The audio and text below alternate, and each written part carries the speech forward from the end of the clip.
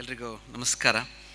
ವೇದಿಕೆ ಮೇಲಿರ್ತಕ್ಕಂಥ ಇವತ್ತಿನ ವಿಶೇಷ ಲಯನ್ಸ್ ಇಂಟರ್ನ್ಯಾಷನಲ್ನ ಸಂಬಂಧ ಕಾರ್ಯಕ್ರಮದ ಅಧ್ಯಕ್ಷತೆ ವಹಿಸ್ಕೊಂಡಿರ್ತಕ್ಕಂಥ ಗುರುಪ್ರಸಾದ್ ಶೆಟ್ಟಿ ಅವರೇ, ಅವರ ಮಾತೃಶ್ರೀ ಆಗಿರ್ತಕ್ಕಂಥ ವಸಂತಿ ಶೆಟ್ಟಿ ಅವರೇ, ಪತ್ನಿಯಾಗಿರ್ತಕ್ಕಂಥ ಪ್ರಿಯಾ ಗುರುಪ್ರಸಾದ್ ಶೆಟ್ಟಿ ಅವರೇ, ಹಾಗೆ ಎಲ್ಲ ಹಿರಿಯ ಲಯನ್ಸ್ ಕ್ಲಬ್ನ ಸದಸ್ಯರೇ, ಗೌರವಾನ್ವಿತರೇ, ಈ ಕಾರ್ಯಕ್ರಮಕ್ಕೆ ಆಗಮಿಸಿರ್ತಕ್ಕಂಥ ಎಲ್ಲ ಸಹೋದರರೇ, ಭಾಳಷ್ಟು ಮನಸ್ಸು ತುಂಬಿ ಬರುತ್ತೆ. ಯಾಕಂದರೆ ಭಾಳ ಆಪ್ತತೆಯ ಕಾರ್ಯಕ್ರಮದ ಪ್ರತಿ ಆಯಾಮವನ್ನು ನೋಡುವಾಗ ಅವರ ಪರಿಶ್ರಮದ ಮುಖಾಂತರ ಒಂದು ಒಳ್ಳೆಯ ಹುದ್ದೆಯನ್ನು ಗಳಿಸ್ಕೊಂಡಿರ್ತಕ್ಕಂತಹ ಪ್ರಭಾವಿ ಇವತ್ತು ಪೊಲೀಸ್ ಅಧಿಕಾರಿಗಳು ಒಂದು ಸಾಧಾರಣ ರಿಯಾಲಿಟಿ ಶೋ ಗೆದ್ದಂತಹ ವ್ಯಕ್ತಿಯ ಹಿಂದೆ ಮುಂದೆ ಓಡುವಂಥ ಪ್ರಕ್ರಿಯೆ ಕಂಡಾಗ ಮನಸ್ಸು ಬಹಳಷ್ಟು ಒಂದು ಹಿಂಸೆಯನ್ನು ಪಡ್ಕೊಳ್ತದೆ. ಯಾಕೆಂತಂದರೆ ನಾನು ಹೇಳ್ತಾ ಇರೋದು ಮತ್ತೊಮ್ಮೆ ಆ ರಿಯಾಲಿಟಿ ಶೋನಲ್ಲಿ ಭಾಗವಹಿಸಂಥವರ ಕಲಾವಿದರ ಪ್ರತಿಭೆ ಬಗ್ಗೆ ನಾನು ಮಾತನಾಡ್ತಾ ಇಲ್ಲ. ನಾವು ಅವನ್ನ ಸ್ವೀಕರಿಸಬೇಕಾದ ಬಗೆ ಹೇಗಿತ್ತು ಕೇಳಿದರೆ ಕೇವಲ ಅವರಿಗೆ ಒಂದು ಅಭಿನಂದನೆ ಹೇಳಿ ಸುಮ್ಮನೆ ಕೂತ್ಕೊಳ್ಬೋದಾಗಿತ್ತು. ಆದರೆ ಇಡೀ ರೋಡ್ನಲ್ಲಿ ರೋಡ್ ಶೋ ಮಾಡೋ ಮುಖಾಂತರ ಒಬ್ಬ ವ್ಯಕ್ತಿ ಇತ್ತೀಚೆಗೆ ಬೆಂಗಳೂರಿನ ವಿಧಾನಸೌಧದ ಮುಂದುಗಡೆ ಕನ್ನಡ ಮಾಧ್ಯಮ ಶಾಲೆಯ ಉಳಿವಿಗಾಗಿ ಹೋರಾಟ ಮಾಡ್ತಿರ್ತಕ್ಕಂಥ ವ್ಯಕ್ತಿ CM ಭೇಟಿ ಮಾಡಲಿಕ್ಕೆ 1 ವಾರ ಕಾಯ್ತಾನೆ, ಪುನಃ ಒಂದು ರಿಕ್ವೆಸ್ಟ್ ಲೆಟರ್ ನೀವು ಕಳಿಸ್ಕೊಡ್ಬೇಕಂತ ಹಾಗೆ ಬಿಟ್ಟು ಹೋಗ್ತಾರೆ. ಆದರೆ ರಿಯಾಲಿಟಿ ಶೋನಲ್ಲಿ ಗೆದ್ದು ಬಂದ ವ್ಯಕ್ತಿಗೆ ಬೆಳಿಗ್ಗೆ 11 ಗಂಟೆಗೆ CM ಇಲಾಖೆಯಲ್ಲಿ ಸನ್ಮಾನ ಸಿಗ್ತದೆ. ಅಂದರೆ ನಮ್ಮ ಆದ್ಯತೆಗಳು ಏನಾಗ್ತಾ ಉಂಟು, ನಾವು ಯಾರನ್ನ ಹೀರೋಗಳಾಗಿ ತೋರಿಸ್ಲಿಕ್ಕೆ ಹೊರಟಿದ್ದೇವೆ ಅಂತ. ಗಡಿಯಲ್ಲಿ ಕಾಯುವಂಥ ನಮ್ಮ ಸೈನಿಕ, ದೇಶವನ್ನು ಕಾಯ್ತಕ್ಕಂಥ ಸೈನಿಕ ನನಗೆ ಹೀರೋಗಳಾಗಬೇಕಾ? ನಮ್ಮ ಮಕ್ಕಳಿಗೆ ಅವರು ಪ್ರೇರಣೆ ಆಗಬೇಕಾ? ನಮ್ಮ ದಿನಂಪ್ರತಿ ಹೊಟ್ಟೆ ತುಂಬಲಿಕ್ಕಾಗಿ ಶ್ರಮಿಸ್ತಕ್ಕಂತಹ ಹೊಲದಲ್ಲಿ ಬಿಸಿಲಲ್ಲಿ ಬೇಯ್ತಕ್ಕಂಥ ರೈತ ನಮಗೆ ಹೀರೋ ಆಗಬೇಕಾ? ಇವತ್ತು ಇಲ್ಲಿ ಸನ್ಮಾನಗೊಂಡಂತಹ ಆಯುಷ್ಮಾನ್ ಇರ್ಬೋದು, ಅಥವಾ ಆ ಶಾಲೆಯ ನಮ್ಮ ಅರುಣೋದಯ ಶಾಲೆಯ ಮುಖ್ಯಸ್ಥರಾಗಿರ್ಬೋದು, ಅವರುಗಳು ನಮಗೆ ಹೀರೋಗಳಾಗಬೇಕಾ?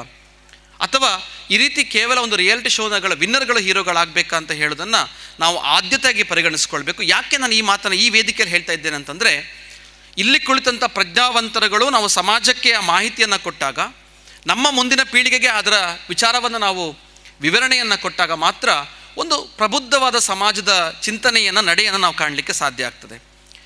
ಲಯನ್ಸ್ ಕ್ಲಬ್ನ ಇಂತಹ ಸಮ್ಮಿಲನಗಳು, ಇಂತಹ ಸಮ್ಮೇಳನಗಳು ಕೇವಲ ಸಮಾಜ ಸೇವೆಯ ಒಂದೇ ಕೋನವನ್ನು ಇಟ್ಟುಕೊಂಡು ಮುಂದೆ ಸಾಗುವಂಥದ್ದಲ್ಲ, ನಮ್ಮೆಲ್ಲರನ್ನ ಒಟ್ಟುಗೂಡಿಸ್ತಕ್ಕಂಥ, ಜೀವನ ಪ್ರೀತಿಯನ್ನು ವೃದ್ಧಿಸ್ತಕ್ಕಂಥ ಕೆಲಸವೂ ಆಗ್ತದೆ.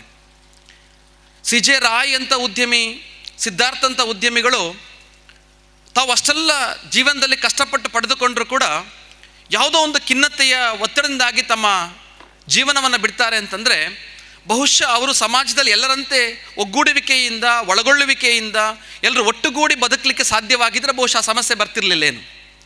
ನಾವೆಲ್ಲ ಇಲ್ಲಿ ಸೇರಿಕೊಂಡಾಗ ನಮ್ಮ ಚಿಂತೆಗಳು ಒಂದಷ್ಟು ಹೊತ್ತು ನಮ್ಮಿಂದ ದೂರ ಹೋಗ್ತಕ್ಕಂಥ ಅವಕಾಶ ನಮಗೆ ಸಿಗ್ತದೆ. ಭಾಳ ಪ್ರೀತಿಯಿಂದ ನಾವೆಲ್ಲ ಸಂಭ್ರಮಿಸ್ತಕ್ಕಂಥ ಕ್ಷಣವನ್ನು ನಾವು ಕಾಣ್ತೀವಿ. ಯಾಕೆ ನಾವು ಜೀವನದಲ್ಲಿ ಸಮಾಜವನ್ನು, ನಮ್ಮೊಟ್ಟಿಗಿರ್ತಕ್ಕಂಥ ಸ್ನೇಹವನ್ನು ಪ್ರೀತಿಸಬೇಕು. ಅದಕ್ಕಿಂತ ಮೊದಲು ನಾವು ನಮ್ಮನ್ನು ಪ್ರೀತಿಸ್ಕೊಳ್ಬೇಕು ಅಂತ ಕನ್ನಡದ ಖ್ಯಾತ ಬರಹಗಾರಾಗಿರ್ತಕ್ಕಂಥ AN ಮೂರ್ತಿರಾಯರು ಒಮ್ಮೆ ಒಂದು ಕಾರ್ಯಕ್ರಮಕ್ಕೆ ಹೊರಡುವಾಗ ಪರ್ಫ್ಯೂಮ್ ಹಾಕ್ಕೊಳ್ತಾ ಇದ್ರಂತೆ, ತಮ್ಮ ಇಳಿ ವಯಸ್ಸು 92ನೇ ವಯಸ್ಸಿನಲ್ಲಿ.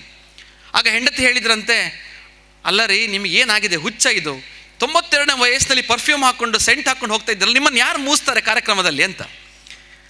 ಅದನ್ನು ಕೇಳಿಸ್ಕೊಂಡು ಹಾಗೆ ಹೋದ AN ಮೂರ್ತಿರಾಯರು ನೆಕ್ಸ್ಟ್ ಇನ್ನೊಂದು ಕಾರ್ಯಕ್ರಮಕ್ಕೆ ಹೋಗುವಾಗ ತನ್ನ ಮೀಸೆಗೆ ಪರ್ಫ್ಯೂಮ್ ಹಾಕ್ಕೊಳ್ತಾ ಇದ್ರಂತೆ. ಭಾಳ ದಪ್ಪದ ಮೀಸೆ AN ಮೂರ್ತಿರಾಯರು. ಆಗ ಅವರ ಹೆಂಡತಿ ಹೇಳಿದ್ರಂತೆ, ಇದು ನಿಜವಾಗಿ ನಿಮಗೆ ಹುಚ್ಚಿಡ್ತದೆ, ಹೌದು, ಮೊನ್ನೆ ಕೋಟಿಗೆ ಪರ್ಫ್ಯೂಮ್ ಹಾಕ್ಕೊಳ್ತಾ ಇದ್ರಿ, ಇವತ್ತು ಮೀಸೆಗೆ ಪರ್ಫ್ಯೂಮ್ ಹಾಕ್ಕೊಳ್ತಾ ಇದ್ದೀರಾ ಅಂತ. ಆಗ AN ಮೂರ್ತಿರಾಯರು ಹೇಳಿದ್ರಂತೆ, ಅಲ್ಲ ಮರಾಯ್ತಿ, ಮೊನ್ನೆ ನಾನು ಪರ್ಫ್ಯೂಮ್ ಹಾಕ್ಕೊಂಡು ಹೋಗುವಾಗ ನೀನು ಯಾರು ಮೂಸ್ತಾರೆ ಅಂತ ಕೇಳಿದೆ. ಯಾರು ಮೂಸ್ತಿದ್ರೆ ಏನಂತೆ, ನಾನು ಮೂಸ್ಕೊಳ್ತೇನೆ ಅಂತ, ಅದಕ್ಕಾಗಿ ಮೀಸೆಗೆ ನಾನು ಪರ್ಫ್ಯೂಮ್ ಹಾಕ್ಕೊಳ್ತೇನೆ ಅಂತ. ಅಂದರೆ ಜೀವನದಲ್ಲಿ ನಾವು ನಮ್ಮನ್ನು ನಾವು ಮೊದಲು ಪ್ರೀತಿಸ್ಕೊಳ್ಬೇಕು ಅಂತ. ನಾವು ನಮ್ಮನ್ನು ಪ್ರೀತಿಸ್ಕೊಂಡ್ರೆ ನನ್ನ ಬದುಕು ಹೀಗಿರಬೇಕು, ನನ್ನೊಳಗಿರ್ತಕ್ಕಂಥ ಸಂಗಡಿಗರು ಹೀಗಿರಬೇಕು, ನನ್ನ ಉದ್ಯಮದ ಆಲೋಚನೆ ಹೀಗೆ, ಇದನ್ನು ಸಮಾಜಕ್ಕೆ ನೆರಳಾಗಬೇಕು. ನಾವು ನಮ್ಮ ಸಂಸ್ಥೆಯನ್ನು ಆರಂಭ ಮಾಡುವಾಗ 7 ಜನ ಕೂಡ ನಾವು ಉಪನ್ಯಾಸಕರು, ಕೃಷಿಯ ಒಂದು ನಮ್ಮ ಎಲ್ಲ ವಿದ್ಯಾರ್ಥಿ ಜೀವನದಲ್ಲಿ ನಾವು ಕೃಷಿಯ ಮಾಧ್ಯಮದ ಬಂದಂಥವರು, ಜೊತೆಗೆ ಕನ್ನಡ ಮಾಧ್ಯಮದಲ್ಲಿ ಓದಂಥವರು. 7 ಜನರ ಮನಸ್ಥಿತಿಯಲ್ಲಿ ಸಮಾಜಕ್ಕೆ ಮತ್ತೆ ನೆರವಾಗುವಂಥ ಆದಷ್ಟು ಆಲೋಚನೆಗಳಿತ್ತು. ಲಯನ್ಸ್ ಕ್ಲಬ್ಬಿನ ಸೇವೆಯನ್ನು ನೋಡುವಾಗ ನಮಗೆ ನಾವು ಯಾವ ರೀತಿ ಸಮಾಜಕ್ಕೆ ನೆರವಾಗುವಂತ ಯೋಚಿಸ್ತಾ ಇರ್ತೇವೆ. ಯಾವಾಗಲೂ ಹೊಂಗಿರಣ ಅಂತ ಒಂದು ಯೋಜನೆ ಮಾಡಿದ್ವಿ. ಪ್ರತಿ ವರ್ಷ 1 ಕೋಟಿಯಷ್ಟು ಸಹಾಯಧನವನ್ನು ವಿದ್ಯಾರ್ಥಿಗಳಿಗೆ ಕೊಡ್ತಕ್ಕಂಥ, ಅಂದರೆ ವಿಶೇಷವಾಗಿ ಕೃಷಿಯ ಬ್ಯಾಕ್ಗ್ರೌಂಡಿಂದ ಬಂದಂತಹ ಕೃಷಿಯ ಹಿನ್ನೆಲೆ ಹಾಗೆ ಕನ್ನಡ ಮಾಧ್ಯಮ ಹಳ್ಳಿಗಳ ವಿದ್ಯಾರ್ಥಿಗಳಿಗೆ ಕೊಡುವಂಥ ಆಲೋಚನೆ ಇಟ್ಕೊಂಡು ಇಲ್ಲಿಯವರೆಗೆ 5 ವರ್ಷದಲ್ಲಿ ಸುಮಾರು 5,80,00,000ಕ್ಕೂ ಹೆಚ್ಚು ಸಹಾಯಧನವನ್ನು ನಮ್ಮ ಸಂಸ್ಥೆಯ ಮುಖಾಂತರ ಆ ವಿದ್ಯಾರ್ಥಿ ಕೊಡುವಂತಹ ಕೆಲಸವನ್ನು ಮಾಡಿದ್ವಿ.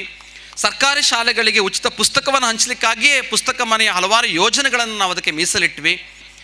ಆ ರೀತಿ ಕಾರ್ಯಕ್ರಮಗಳು ಕೊಟ್ಟಾಗ ಏನಾಗುತ್ತೆ ಕೇಳಿದರೆ ಬಹಳ ನಮಗೆ ಅದು ಯಾವ ಒಂದು ಕೋನದಲ್ಲಿ ಆಯಾಮಗಳಲ್ಲಿ ಏನನ್ನ ಕೊಡುತ್ತೋ ಗೊತ್ತಿಲ್ಲ, ಬಟ್ ಮಾನಸಿಕವಾಗಿ ಒಂದಷ್ಟು ನೆಮ್ಮದಿಯನ್ನಂತೂ ಕೊಡ್ತದೆ.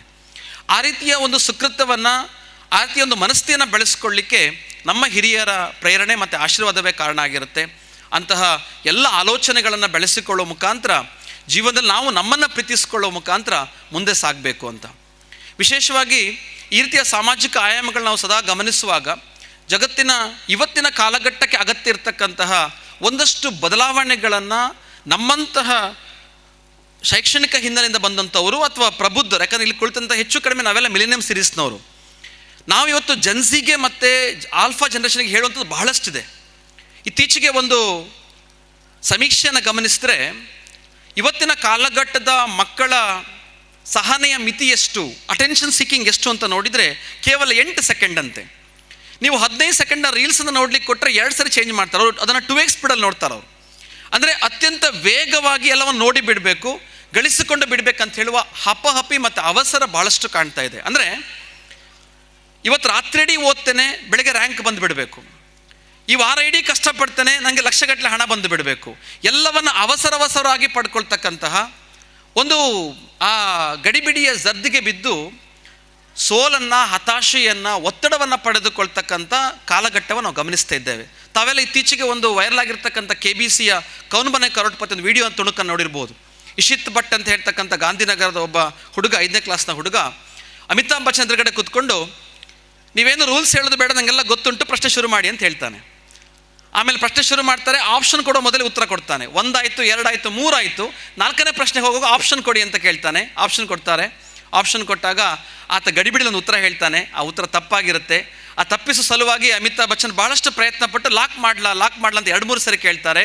1 ಸರಿ ಅಲ್ಲಪ್ಪ, 4 ಸರಿ ಬೇಕಾದ್ರೆ ಲಾಕ್ ಮಾಡಿ ಅಂತೇಳಿ 5ನೇ ಕ್ಲಾಸ್ನ ಹುಡುಗ ಇಷ್ಟು ದೈತ್ಯ ಪ್ರತಿಭೆ ಅಮಿತಾಬ್ ಬಚ್ಚನ್ಗೆ ಹೇಳ್ತಾನೆ. ಅಂದರೆ ನಾವು ಯೋಚಿಸ್ಕೊಳ್ಬೇಕು, ಮಕ್ಕಳ ಸಂಸ್ಕಾರ ಎಲ್ಲಿಗೆ ಹೋಗಿದೆ ಅಂತ.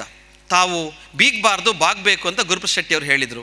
ಬಾಗುವಿಕೆ ಇವತ್ತು ನಮ್ಮ ಮಕ್ಕಳ, ನಮ್ಮ ಮುಂದಿನ ವಿದ್ಯಾರ್ಥಿಗಳ ಲಕ್ಷಣದಲ್ಲಿ, ಅವರ ಹವ್ಯಾಸದಲ್ಲಿ, ಅವರ ಆಚಾರ ವಿಚಾರಗಳಲ್ಲಿ ಉಂಟಾ ಅಂತ ನಾವೆಲ್ಲ ಪ್ರಶ್ನಿಸ್ಕೊಳ್ತಕ್ಕಂಥ ಒಂದು ಸಂದಿಗ್ಧ ಪರಿಸ್ಥಿತಿ ನಾವಿದ್ದೇವೆ.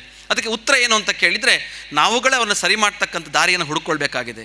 ಮೊಬೈಲನ್ನು ಬಿಟ್ಟು ಹೊರಗಡೆ ಬರಲಿಕ್ಕೆ ಸಾಧ್ಯವೇ ಇಲ್ಲ. ಇನ್ಸ್ಟಾಗ್ರಾಮ್, ಫೇಸ್ಬುಕ್ಕನ್ನು ತಪ್ಪಿಸಲಿಕ್ಕೆ ಸಾಧ್ಯ ಇಲ್ಲ. ಅದರೊಟ್ಟಿಗೆ ನಾವು ಬದುಕಲೇಬೇಕು. ಅರೆ AI ಬಂದೆ ಸರ್, ಇದೇನು ಮಾಡೋಕ್ಕಾಗತ್ತೆ ಕೇಳಿದರೆ AI ಎಲ್ಲವನ್ನ ಕಲಿಸಿಕೊಡ್ಬೋದು, ನಾವು ಕೇಳಿದ ಎಲ್ಲ ಪ್ರಶ್ನೆಗೆ ಉತ್ತರ ಕೊಡ್ಬೋದು. ಆದರೆ ಒಳಗಿರೋ ಹಸಿವನ್ನು AI ತೋರಿಸಲಿಕ್ಕೆ ಸಾಧ್ಯ ಇಲ್ಲ. ನಮ್ಮೊಳಗಿರುವ ಭಾವನೆಯನ್ನು ಅದು ಕೊಡಲಿಕ್ಕೆ ಸಾಧ್ಯ ಇಲ್ಲ. ಹಾಗಾಗಿ ಕಾಲ ಎಷ್ಟೇ ಬದಲಾದರೂ ನಮಗಿರ್ತಕ್ಕಂಥ ಸಾಧನೆ ಮಾಡಬೇಕಂತ ಹೇಳೋ ಹಪಹಪಿ ಎಲ್ಲರಿಗೂ ಯಾವಾಗಲೂ ಈ ಕಾಲದ ಓಟದಲ್ಲಿ ಇದ್ದೇ ಇರ್ತದೆ. ನಮ್ಮನ್ನು ಈ ಜಗತ್ತಿಗೆ ತಂದು ಬಿಡ್ತಕ್ಕಂತಹ ಅಪ್ಪ ಅಮ್ಮನ ಆಶೀರ್ವಾದ ಮತ್ತು ಸಂಸ್ಕಾರ ನಮ್ಮೊಟ್ಟಿಗೆ ಅದು ಇರಲೇಬೇಕು. ಆ ರೀತಿಯ ದಾರಿಯನ್ನು ಹುಡುಕುವಂಥ ಪ್ರಯತ್ನ ಇಂತಹ ಸಮ್ಮಿಲನಗಳಲ್ಲಿ ಆಗ್ತದೆ. ಅಂದರೆ ನಾವುಗಳು ಸೇರ್ತಕ್ಕಂತಹ, ನಾವುಗಳೆಲ್ಲ ಕೂಡಿ ಬಾಳುವಂತಹ, ಬದುಕುವಂತಹ ಆ ಆಚಾರ ವಿಚಾರಗಳನ್ನ ರೂಢಿಸಿಕೊಳ್ಳುವ ಮುಖಾಂತರ ಮುಂದಿನ ತಲೆಮಾರಿಗೆ ಒಂದಷ್ಟು ವಿಚಾರವಂತಿಕೆ ನಾವು ಹಂಚಲಿಕ್ಕೆ ಸಾಧ್ಯ ಆಗುತ್ತೆ. ನಾನು ಕಾರ್ಯಕ್ರಮದಲ್ಲಿ ಎಷ್ಟೊತ್ತು ಮಾತನಾಡಬೇಕು ಅಂತ ಕೇಳಿದಾಗ ಒಂದು 20 ನಿಮಿಷ ಸರ್ ಅಂತ ಹೇಳಿದರು. ನಾನು ಆಗ ಹೇಳಿದೆ ಖಂಡಿತ 20 ನಿಮಿಷ ಬೇಡ, ಯಾಕಂತಂದರೆ ಇವತ್ತಿನ ಅಟೆನ್ಷನ್ ಸೀಕಿಂಗ್, ಅಂದರೆ ಇವತ್ತಿನ ನಮ್ಮ ಸಹನೆಯ ಮಿತಿ ಭಾಳ ಕಡಿಮೆ ಉಂಟು ಸರ್, 10 ನಿಮಿಷ ಸಾಕು ಅಂತ ಹೇಳಿದೆ. ಯಾಕಂದರೆ ನಮ್ಮ ದೇಶದಲ್ಲಿ ಇಬ್ಬರಿಗೆ ಭಾಳ ಹೆದರ್ತಾರಂತೆ, ಒಂದು ಉಗ್ರಗಾಮಿಗಳು, ಮತ್ತೊಂದು ಭಾಷಣಕಾರರು. ಉಗ್ರಗಾಮಿಗಳು ಒಂದೇ ಸರಿ ಕೊಂದು ಬಿಡ್ತಾರೆ, ಏನು ಸಮಸ್ಯೆ ಇಲ್ಲ. ಆದರೆ ಭಾಷಣಕಾರರು ಹಾಗಲ್ಲ, ಪ್ರತಿ ನಿಮಿಷವೂ ಕೂಡ ಈಗ ಮುಗಿಸ್ತೇನೆ ಅಂತ ಹೇಳಿ ಪ್ರತಿ ಕ್ಷಣ ಕೊಲ್ತಾರಂತೆ. ಹಾಗಾಗಿ ಆರ್ತಿ ನಿಮ್ಮನ್ನು ಹಿಂಸೆ ಮಾಡ್ತಕ್ಕಂಥ ಭಾಷಣಕಾರರಾಗೋದು ಬೇಡ. ಆದರೆ ಈ ಕಾರ್ಯಕ್ರಮ ನೋಡುವಾಗ ನಿಜವಾಗೂ ನಿಮ್ಮ ಆ ಕೇಳುವಿಕೆಯನ್ನು ಗಮನಿಸುವಾಗ ಬಹಳ ಖುಷಿ ಆಗ್ತದೆ. ನಾವು ಒಂದಷ್ಟು ವಿಚಾರವಂತಿಕೆಯನ್ನು ಚರ್ಚಿಸುವಾಗ, ಪರಸ್ಪರ ಮಾತನಾಡುವಾಗ ಹೊಸ ಕಂಡುಕೊಳ್ಳುವಿಕೆಯನ್ನು ಮಾಡ್ಕೊಳ್ಬೋದು, ನಮ್ಮ ಸಮಾಜದ ಒಂದು ಚಿಂತನೆಯನ್ನು ಗುರುತಿಸ್ಕೊಳ್ಬೋದು. ವಿಶೇಷವಾಗಿ ಇವತ್ತು ಇಂಥ ಮುನಿಯಾಲ್ನ ಹಳ್ಳಿಯಲ್ಲಿ, ಅಜಕಾರ್ನ ಹಳ್ಳಿಯಲ್ಲಿ, ನಾನು ಕೂಡ ಕೊಪ್ಪದ ಒಂದು ಹಳ್ಳಿಯಲ್ಲಿ ಹುಟ್ಟಿದಂಥವನು. ಈ ಹಳ್ಳಿಯ ಭಾಗದಲ್ಲಿ ಜನರಿಗೆ ಮೂಡುವಷ್ಟು ಸಂಸ್ಕಾರದ ಪ್ರಕ್ರಿಯೆ ಬಹುಶಃ ನಗರ ಮಟ್ಟದಲ್ಲಿ ಕಷ್ಟ ಅಂತ. ಮುಂಬೈನ ಟೆರರ್ ಅಟ್ಯಾಕ್ ಆದಾಗ ತಾಜ್ ಹೋಟೆಲ್ನಲ್ಲಿ 26/11 ಅಟ್ಯಾಕ್ ಆದಾಗ 500 ಜನ ಗೆಸ್ಟ್ಗಳಿದ್ರಂತೆ, 600 ಜನ ಸಿಬ್ಬಂದಿಗಳಿದ್ರಂತೆ ತಾಜ್ ಹೋಟೆಲಲ್ಲಿ. 600 ಜನ ಸಿಬ್ಬಂದಿಗಳಿಗೆ 36 ಎಕ್ಸಿಟ್ ಗೇಟ್ಗಳಿತ್ತಂತೆ. ಟೆರರ್ ಒಳಗಡೆ ಬಂದಾಗ 36 ಗೇಟ್ಗಳಿಂದ ಒಬ್ಬ ಸಿಬ್ಬಂದಿ, ತಾಜ್ ಹೋಟೆಲ್ನ ಒಬ್ಬ ಸಿಬ್ಬಂದಿ ಹೊರಗಡೆ ಹೋಗಲಿಲ್ಲ. ಅವ್ರಿಗೆ ಹೋಗ್ಲಿಕ್ಕೆಲ್ಲ ಅವಕಾಶ ಇತ್ತು. ಬಿಕಾಸ್ ದೇ ನೋ ವೆಲ್, ಟೆರರಿಸ್ಟ್ಗಿಂತ ಅವ್ರಿಗೆ ಚೆನ್ನಾಗಿ ಗೊತ್ತಿತ್ತು ಹೇಗೆ ನಮಗೆ ನಿರ್ಗಮನ ಮಾರ್ಗಗಳಿದ್ದಾವೆ ಅಂತ. ಒಬ್ಬ ಟೆರರಿಸ್ಟ್ ಹೊರಗಡೆ ಹೋಗಲಿಲ್ಲ ಅಂತೆ. ಆ ಎಲ್ಲ ಇನ್ಸಿಡೆಂಟ್ಸ್ ಆಗಿ ಸುಮಾರು ದಿವಸಗಳು, ತಿಂಗಳುಗಳಾದ ನಂತರ ಅದನ್ನು ವಿಚಾರ ಮಾಡುವಾಗ ಆ ಸಿಬ್ಬಂದಿಗಳು ಎಲ್ಲಿಯವರು, ಅವರು ಟ್ರೈನಿಂಗ್ ಆಗಿದ್ದು ಎಲ್ಲಿ, ಅವರ HR ಹೇಗಿದೆ ಅಂತ ನಾವು ಅವರ ಫೈಲ್ಗಳನ್ನು ಗಮನಿಸುವಾಗ ಅಷ್ಟಕ್ಕೆ ಅಷ್ಟೂ ಜನ, 600ಕ್ಕೆ 600 ಜನ ಕೂಡ ಹಳ್ಳಿಯ ಭಾಗದಿಂದ ಬಂದಂತಹ ಸಿಬ್ಬಂದಿ ವರ್ಗದವರಾಗಿದ್ದರಂತೆ. ಯಾರು ನಗರದವರಾಗಿರಲಿಲ್ಲಂತೆ. ಅಂದರೆ ಇವತ್ತು ಹಳ್ಳಿಯಲ್ಲಿ ಕಳಿಸಿಕೊಡ್ತಕ್ಕಂಥ ಸಂಸ್ಕಾರ, ಇಂತಹ ಪ್ರದೇಶಗಳಲ್ಲಿ ಆಗ್ತಕ್ಕಂತಹ ಚಿಂತನೆಗಳು, ನಮ್ಮ ವ್ಯಕ್ತಿತ್ವ ರೂಪುಗೊಳ್ಳುವಿಕೆ ನಗರದಲ್ಲಿ ಆಗಲಿಕ್ಕಿಲ್ಲ. ಕಾರ್ಕಳದಂತಹ ಇಷ್ಟೊಂದು ಅಜಕಾರು, ಮುನಿಯಲ್ನಂಥ ಹಳ್ಳಿಯಲ್ಲಿ ಇವತ್ತು ನಮ್ಮ ಸೌಭಾಗ್ಯ ಏನಂತಂದರೆ ಹಲವಾರು ಶೈಕ್ಷಣಿಕ ಸಂಸ್ಥೆಗಳು ಈ ಸುತ್ತಮುತ್ತ ರೂಪುಗೊಳ್ತಾ ಉಂಟು. ಯಾಕಂದರೆ ಒಂದು ಊರಿನ ನಿಜವಾದ ಅಭಿವೃದ್ಧಿ ನಾವು ಕಾಣಲಿಕ್ಕೆ ಸಾಧ್ಯವಾಗುವಂಥದ್ದು ಆರೋಗ್ಯ ಮತ್ತು ಶಿಕ್ಷಣ ಕ್ಷೇತ್ರಗಳು ಮೇಲ್ದರ್ಜೆಗೆ ಬಂದಾಗ. ಅಜಕಾರ್ನಲ್ಲಿ ಜ್ಞಾನಸುಧ ಸಂಸ್ಥೆಯೂ ರೂಪುಗೊಳ್ತಾ ಇದೆ. ಕಾರ್ಕಳದಲ್ಲಿ 2-3 ಸಂಸ್ಥೆಗಳು ಇವತ್ತು ರಾಜ್ಯದ ಬೇರೆ ಬೇರೆ ಕಡೆಯಿಂದ ವಿದ್ಯಾರ್ಥಿಗಳನ್ನು ಆಕರ್ಷಿಸ್ತಕ್ಕಂತಹ ಬಹಳ ಉನ್ನತ ಮಟ್ಟದ ಕೇಂದ್ರಗಳಾಗಿ ರೂಪುಗೊಳ್ತಾ ಇದೆ. ಈ ಊರು ಆ ಎಲ್ಲರಿಗೂ ಆಹ್ವಾನವನ್ನು ಕೊಟ್ಟಿದೆ, ಅವಕಾಶವನ್ನು ಕೊಟ್ಟಿದೆ. ಇಲ್ಲಿಯ ಜನರು ಅಂತಹ ಒಂದು ರೂಪುಗೊಳ್ಳುವಿಕೆಗೆ ಬಹಳ ಒಳ್ಳೆಯ ವೇದಿಕೆಯನ್ನು ಒದಗಿಸಿಕೊಟ್ಟಿದ್ದೀರಾ. ತಮ್ಮೆಲ್ಲರಿಗೂ ಅಂತಹ ಸುಕೃತ್ಯಕ್ಕಾಗಿ, ತಾವೆಲ್ಲ ಅವಕಾಶ ಮಾಡಿಕೊಟ್ಟಂತಹ ಮನಸ್ಸಿಗಾಗಿ ಅಭಿನಂದನೆ ಸಲ್ಲಿಸ್ತಾ, ವಿಶೇಷವಾಗಿ ಇವತ್ತಿನ ಲಯನ್ಸ್ ಕ್ಲಬ್ ಕಾರ್ಯಕ್ರಮ ಮತ್ತಷ್ಟು ಹೊಸತನವನ್ನು ನಮ್ಮ ಮನಸ್ಸಿನಲ್ಲಿ ಇನ್ನಷ್ಟು ಪ್ರೇರಣೆಯನ್ನು ಕೊಟ್ಟಿದೆ. ಈ ರೀತಿ ಸಂಬಂಧಗಳು, ಹೊಸ ಸಂಬಂಧ ರೂಪುಗೊಳ್ಳುವಿಕೆಯಲ್ಲಿ ಈ ಲಯನ್ಸ್ ಕ್ಲಬ್ ನಿರಂತರವಾಗಿ ಸೇವೆಯನ್ನು ಸಲ್ಲಿಸಲಿ.